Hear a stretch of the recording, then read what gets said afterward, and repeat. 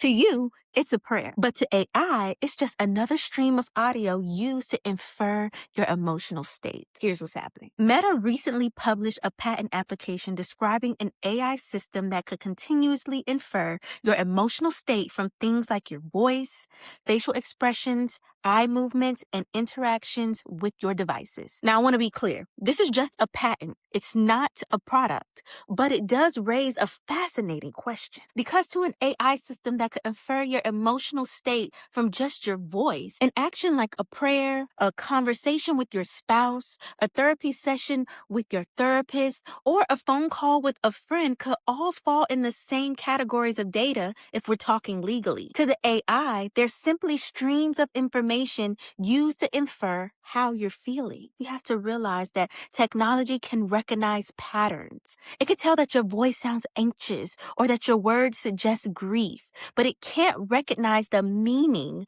behind those moments. To the algorithm, prayer is just audio.